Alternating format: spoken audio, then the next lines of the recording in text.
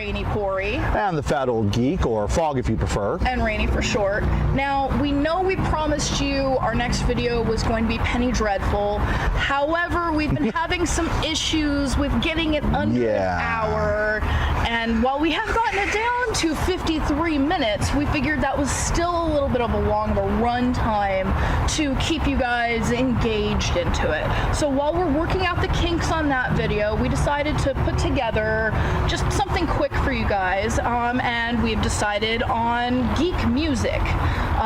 This is something that we've both been into. The Fog has actually been into it a bit longer. So, Fat Old Geek, why don't you kick us off? How did you get into geek music? Yeah, because I'm old. Well, having been around for that kind of thing, one of the things was back then, in the olden times, my first introduction was probably really on the old Dr. Demento show back in the early and mid 80s. I know he was syndicated across the country, but I believe he actually recorded from here in California. You know what? I had some experience with that when I was a kid, but the only song I remember was Fish Heads. Which actually has a great tie-in because Fish Heads being Barnes and Barnes, one half of Barnes and Barnes was Billy Mooney, who not only was Will Robinson on Lost in Space, Danger Will Robinson, Danger, but he played we're going to get comments about this in the comment section because I can't remember his character's name, but he was on Babylon 5. He played one of the advisors to one of the ambassadors. Okay. And yeah, he kind of disappeared into obscurity for a long time. And Fish Heads was actually more of an art house film, really, at the time, than it was a music video. Okay. Because they were doing music videos at that point. I think it was the late 70s or something when they were doing it. Okay. When they did that one. But yeah, it was Dr. Demento. And of course, you can't mention Dr. Demento and nerd music without talking about Weird Al. The thing is, though, Al is probably, arguably, the #1 geek, nerdy music performer in the world. And we've already decided that we're going to do an entire episode dedicated to Weird Al somewhere down the line. Right. So he gets an honorable mention in this video because we both have a history with his music. Most people out there do, whether they're into nerdy things or not. Yeah, in that generation, I mean, you had going back to the 40s, you had Spike Jonze, you had Tom Lehrer in the 60s, you had Alan Sherman in there. Tom Lehrer.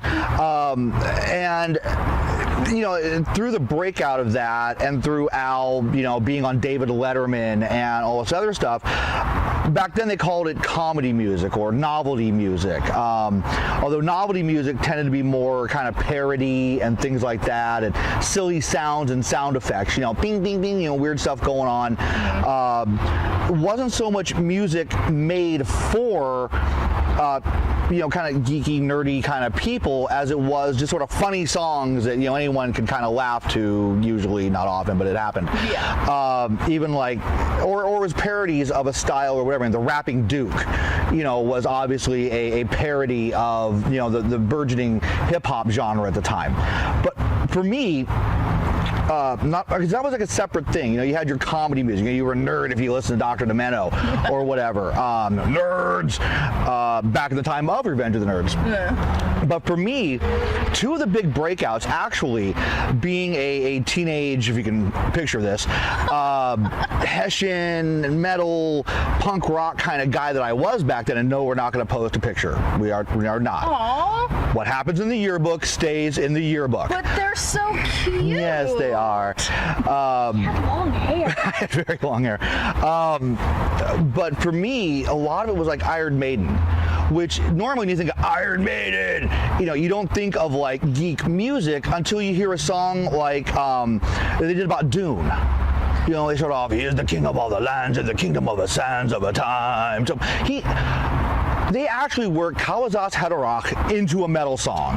Which is pretty awesome. That is pretty impressive, actually. But, you know, doing songs about Dune, doing songs about Charge of the Light Brigade, which is not literary, not exactly nerdy, but it's literary. You don't think literary when you think metal. But one of the other big breakouts for me was Anthrax. Okay. Before they were cute, fluffy kittens, wherever they called themselves for a while. And then back to Anthrax. They did a song on their Among the Living album, which I think was 1987. So I'm this 14-year-old metalhead metalhead, you know, going and buying my LPs. And I put it on, and I think it's the third or fourth track is I Am the Law, which is entirely based on Judge Dredd. I think Scott Ian, well, at that point, Judge Dredd was not, I mean, this was before the Stallone movie. This was before all that. I mean, when it was still just a comic book. Well, it wasn't even a comic book. It was an obscure, it was actually printed on newspaper stock. It's called 2000 AD from Britain. There were 52 issues a year, so if you were into Judge Dredd, you could either get some of these compendiums they print. I think DC or Marvel did I think it was DC did a short run of collected Judge Dredd stories, but there were 52 issues a year, 3 or 4 stories per issue, and you would go like rating your, you know, any new comic shop you found to see what 2000 ADs they had in stock. I think Scott Ian has been pretty much one of the driving forces behind that band for a long time. I believe he's a big comic guy. I think actually from Huntington Beach, where I came from. But you know, I'm sitting here listening to this song, you know, rocking out. It's very kind of hardcore, you know, speed metal, thrash metal, and all of a sudden the song about Judge Dredd comes on, a character that nobody knew anything about. I mean, this is 10, 11, 12 years before, you know, the Stallone movie. And here I'm listening to this going, holy crap, man, Anthrax is in the comic books. That's really cool. You know, you kind of feel less alone. I mean, we didn't have the internet back then. We didn't have chat rooms per se. So, you know, when you were sitting there as the only, you know, nerd kid in your math class, you know, kind of like, I hope they don't notice me, you know, kind of thing. You know, all of a sudden to hear on a major label, a major metal band singing about a comic book, an obscure comic book no less. If they're talking about Batman or something, at least I'd be like, oh, okay, Batman. But singing about an obscure comic book character was just really like, wow, you know, this is really cool. This is one of those pivotal "I'm not alone" moments. You know, to me that was one of the big kind of nerd things into mainstream culture as far as music goes. Yeah. You had movies like Revenge of the Nerds, things like that. But as far as music went, you either had this silly little comedy with like rubber ducky noises or parodies of songs, or you had nothing. Yeah. You know, and then especially these two things come along, and it was just mind blowing at the time. Yeah. Now, my experience is a little different than yours. My first kind of introduction to nerd music actually came in my Rocky Horror Picture days when I was working on their tech crew. I was a spot tech. What actually started with Voltaire. Okay, yeah. Which isn't exactly nerd music. I'd argue that. It's a little more, in my opinion, it's a little more gothy, kind of silly, but that was my first introduction to music that wasn't exclusively about, you know, love and I love this girl, I love this guy, and love has done me wrong, which most music that I've ever heard is about that. Yeah, boy meets girl, boy loses girl. It's the classics. Yeah, I mean, I grew up with classic rock and country with my folks. Yeah, back when I was a kid, it was just called rock. Yeah. Yeah, there is that. But he was really my first introduction to music that wasn't exactly mainstream. And for a while, you know, I got into him for a little bit and sort of went on to other music stuff. And then my next big introduction to nerd music, the one that actually got me more into the geeky styles of music and made me realize that there were songs out there about comic books and about all kinds of other stuff, was actually Professor Elemental. Okay, yeah. I started, I mean, he's an artist that's sort of a cross-genre, hip-hop, steampunky kind of artist that sings about things like tea, and I know he has a song about going to cons, and he has a song that's basically a throwdown with another of these, I think it's called Chap Hop. One of these other Chap Hop gentlemen, Mr. B, the gentleman rhymer. Mr. B, the gentleman rhymer, with his little banjolele.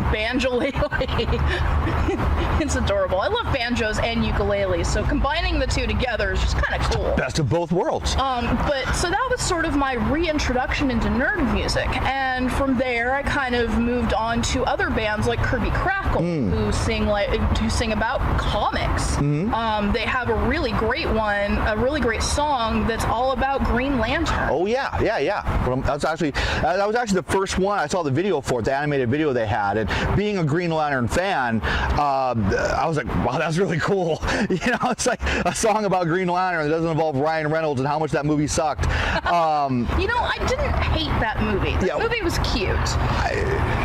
Yeah, I got issues with the movie too, but that's a whole different thing. Yeah. Actually, Voltaire.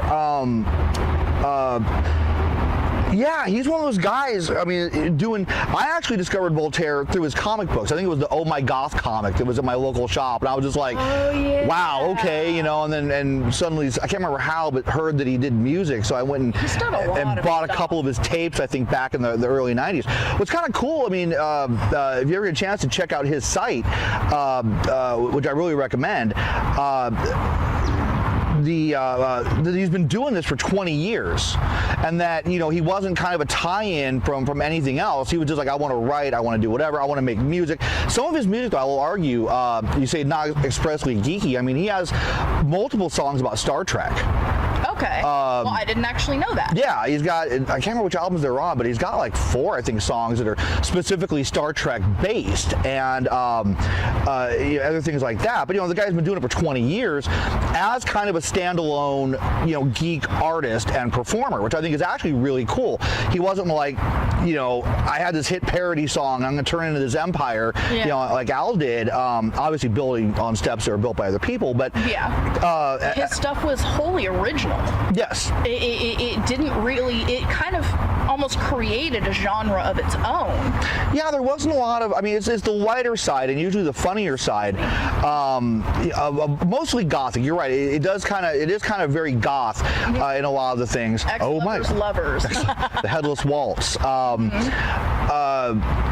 And so yeah, even goth kind of got their own little, not exactly comedy, but lighthearted kind of subgenre, because it's not like I'm going to make funny songs or parodies and squeak rubber ducks and toy horns and crap. He's doing songs, and that's the thing with nerd music, is that for the most part, yeah, you can throw in references to Firefly, you can throw in, all this kind of stuff, but a lot of it, is witty. Whether it's more mainstream stuff like Kirby Crackle, or it's more hip hop like Professor Elemental, he's throwing in steampunk references and does songs about these amazing, crazy adventures that his character has, and he's very tied to the steampunk community, where he goes to the cons and he does that stuff. He's also very good with his fans.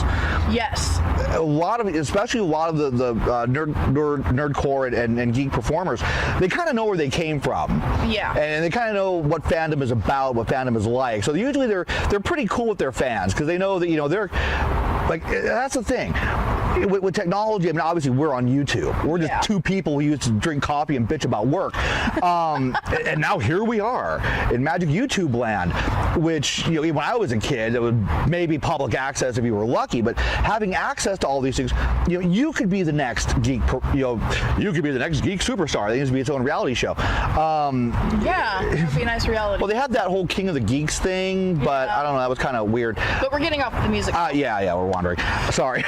This is what we do. We wander constantly. But don't pretend you don't. Don't pretend you don't. But we're going to try and keep this a little short today, shorter than 53 minutes at least. I'll try. So, but a good tie-in to Professor Elemental is actually one of my favorite bands lately, Steampunk Giraffe. Steam-powered Giraffe. Steam-powered Giraffe. See, I'm really bad with names, and I apologize for that.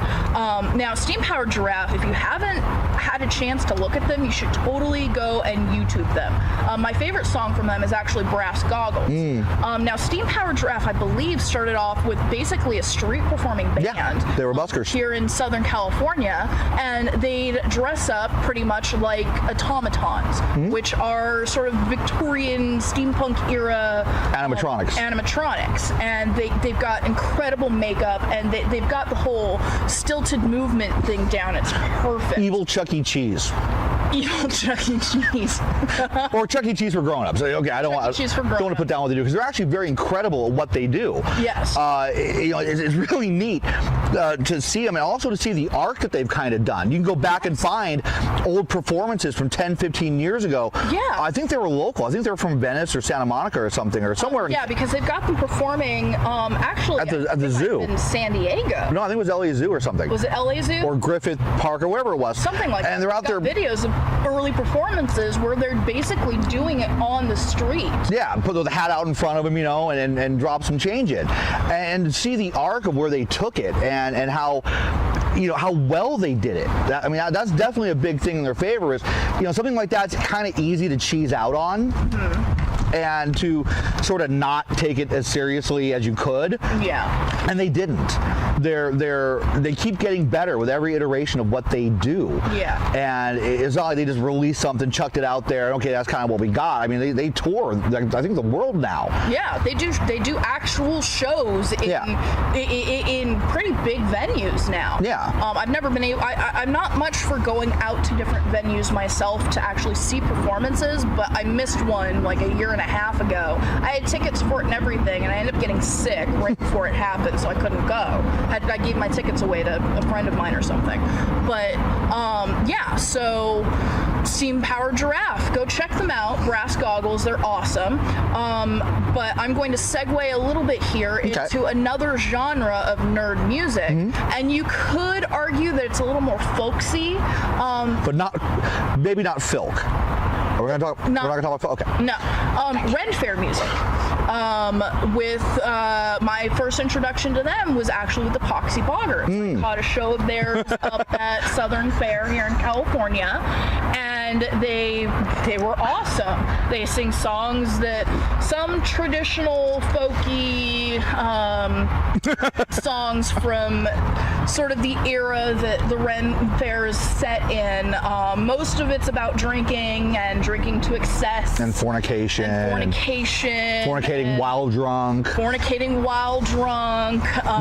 About buxom women and stuff like that. And with them, what goes along with them is Merry Wives of Windsor. Okay, yeah. Which is actually, I believe that's the band that's most of their wives. Oh, is it? I actually didn't know that. Yeah, I'm pretty sure it's Merry Wives.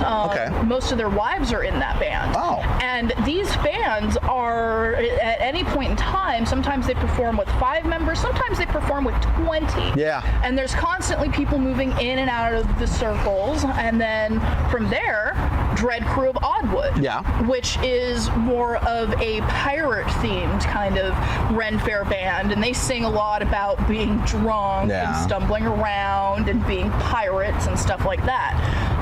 So that Drunk pirate. That's pretty much the same thing, isn't it?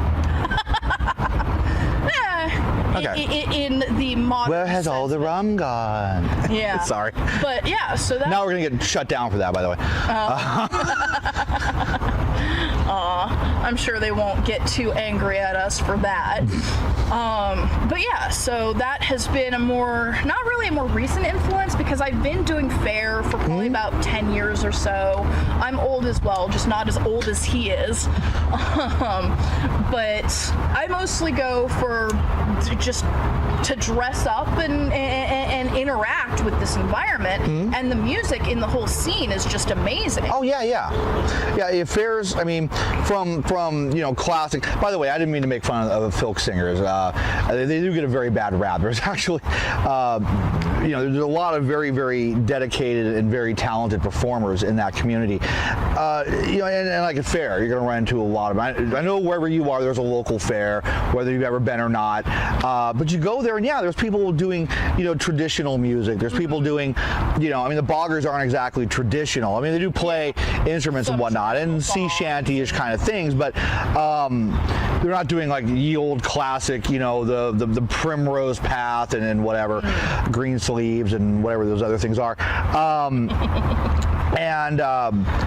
Take me down to Scarborough Fair. No. I won't. Car's full. But the car's full. Sorry. If you've never used that excuse for that one friend. Come on. But anyway. But yeah, and there's people, like I said, playing classic instruments, traditional instruments. There's people doing all kinds of stuff. There's all these people out there kind of busking and then selling their CD of their classic, strings and concertina music or whatever. Yeah. And so, I love the concertina. I have a friend that actually plays the concertina, and it's very amusing to watch him do so. Yeah, and I know I brought this up before, but I kind of want to seg from traditional classic genres into more modern day, because we've mentioned Al, who's done some stuff along these lines. We've mentioned Professor Elemental and Mr. B, who are chap hop performers, which is kind of a genre where they're gentlemen. Yes. And proper and whatnot. Especially Mr. B, that's the kind of dandy gentleman character that he plays in his music and whatnot.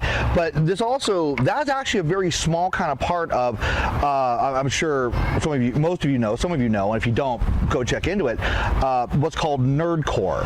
Now, nerdcore ostensibly had its start with, kind of, I would say, with Al and a few other performers doing kind of funny hip-hop, kinds of things. But it's kind of moved beyond that appropriative kind of beginning, in that hip-hop being a genre and being a way, Elemental has a line about the beauty of hip-hop is that you can say anything, you can say everything. And so a lot of the people who younger, coming up with hip hop as a thing, rap and hip hop as just a thing on their sort of cultural radar, started listening to it for whatever reason, bringing that kind of music in. You get guys, and arguably, I love that word, arguably the king of nerdcore music is MC Frontalot. Yes. He actually is credited with coining the term, although it may have been erased when him and another performer at the time. But he is arguably the king of nerdcore. If you've ever been to, I believe he plays at PAX. He does Comic-Con, San Diego Comic-Con. Is he the one that has ties into Penny Arcade? Yes, actually, that's where I discovered him, actually, because I was reading Penny Arcade at the time, back around 2000, 2001, I think it was. Yeah. And Tycho and Gabe really loved his stuff, so he actually did a song for them.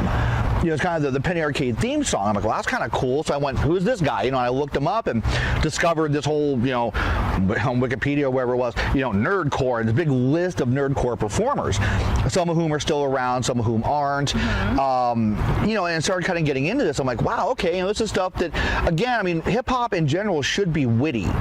It is poetry, and the people who are better at it, no matter what their subgenre, are the ones who think a little bit faster, talk a little bit faster, rhyme a little bit better, flow a little bit smoother.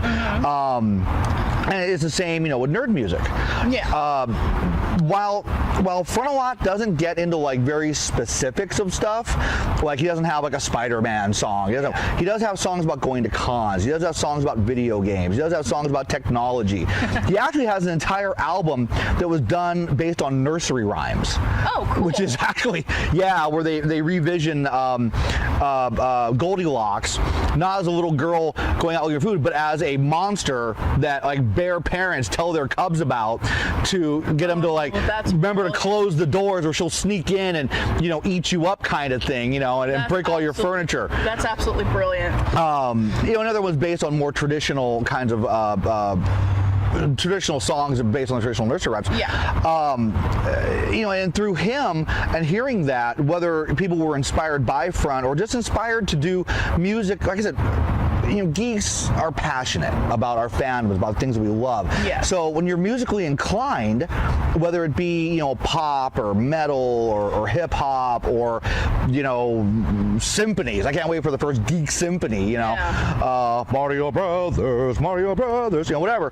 But if you have that passion in you already, just like people do fan art or fan fiction or write their own Star Wars novels or whatever, if you're a musician, you're going to make music about the stuff you love. Yes. And that's really what a lot of this boils down to. Another favorite of mine in that genre is a nerdcore performer who calls himself Adam Warrock. Oh, yeah. And Adam is amazing. He's been at this since like '94. Okay. Hip hop in general, but And it shows that he has great technique, he has great delivery, he has an awesome flow when he's going on. Apparently, he was actually a lawyer. He decided to be a lawyer and then decided, no, my heart's really in doing music. Okay. My heart's in creating art. So he left that to go and start doing music. And I believe he started off doing more traditional hip hop. Okay. Signed to a record label and decided, you know what, I'm having my producer, give me the ideas for my songs or whatnot. No, I'm going to do stuff that comes from my heart. The stuff that I loved as a kid that influenced me growing up. Comic books and, TV shows and things like that. He also has a great line of talking about some mental health issues. Okay. Songs about, what do they call it? The one where you get anxious in public. Social anxiety. Social anxiety, songs about depression, songs about putting yourself back together after a fall. Whereas he also does hip-hop tunes about Howard the Duck. Howard the Duck. Oh my God, that movie was hilarious, by the way. He Not the original one. Not his appearance in tits. Woo. I'm sorry. Thank you to the Nostalgia Critic on that one. Yeah. But you'll get a place at the end in the credits, don't worry. Yeah. But yeah, these artists picking it up. You got guys like Beefy, who again, he does very genre-specific stuff. Yeah. He started off giving away his music. He's just like, I'm putting this out here because I want to do it, and if you like it, download it. And then eventually went to what was the one before Bandcamp? There was something before Bandcamp, but now he's on Bandcamp where he puts his stuff up as donation. Yeah, you can buy the album for $10 or whatever. A lot of guys in that genre, Dr. Awkward and I'm blanking now. I had this whole thing prepared while I was getting ready.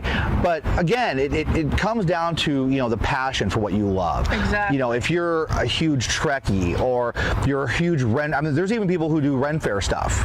Yeah. There even was this, I doubt they're still around, but a very short-lived group that did Lord of the Rings. Like Nerdcore. About Blind Guardian? No, it wasn't Blind Guardian. I can't remember what. I'm going to get yelled at about this probably in comments. But no, they did a couple of songs. Shire Girls are the best, whatever, blah, blah. Okay, I'll have to look them up later. Yeah. But yeah, now, we want to keep this short for you guys, right. So we're actually going to wrap it up right now. If you have any favorite geek bands that we did not discuss during this video, please leave it in the comments. Yeah. Clue us into bands that we may not even know. Yeah. The internet is a big place. Exactly. And if you liked our video, then click that thumbs up that's right underneath me. And if you really like us as much as we like you, individually and collectively, go ahead and click that subscribe button there underneath Fog. If you have anything that you would like to contest or add to our video, please leave it in the comments. And as always, I am Rainey Corey. And I'm the Fat Old Geek. Enjoy your coffee and your coffee night discussions.